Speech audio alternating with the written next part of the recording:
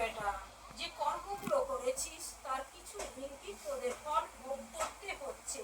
আর যারা যে ক্ষতি করছে তাদের অবশ্যই ন্যায় তোরা পাবি। জেনে শুনে আমি যাই না, যদি বাবা বলে দেয় আমাদের জেনে শুনে, তো আমি কারোর ক্ষতি করিনি, বরঞ্চ উপকার করেছি। আমার মেয়ের বিরুদ্ধে গিয়ে আমি উপকার করেছি, কিন্তু উপকারের বদলে আমি এভাবে পাচ্ছি, আমার এটাই দুঃখ।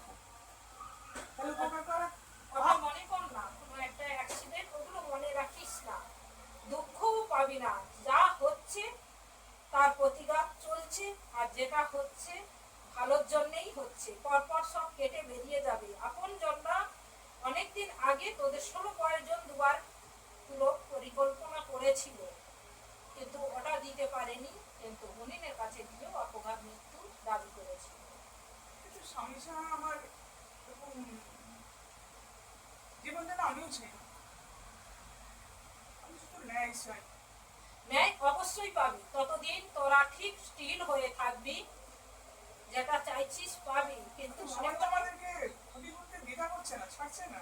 ওরা ছাড়বে না তো, ওরা ধাপের পর ধাপ সব ভেবে রেখেছে। তাহলে মা কি ভাবছে, বাবা কি ভাবছে? অবশ্যই তোদের বিরুদ্ধে বা ওদের যা অবস্থান করছে ওদের বিরুদ্ধে তোদের ছাই দিচ্ছে এবং দাঁড়িয়েও রয়েছে। না হলে অত জোর পাস কোথা থেকে?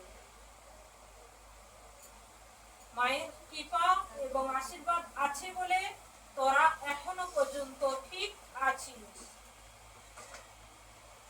তাহলে ভালো কর্ম করা তো কম মনে হচ্ছে।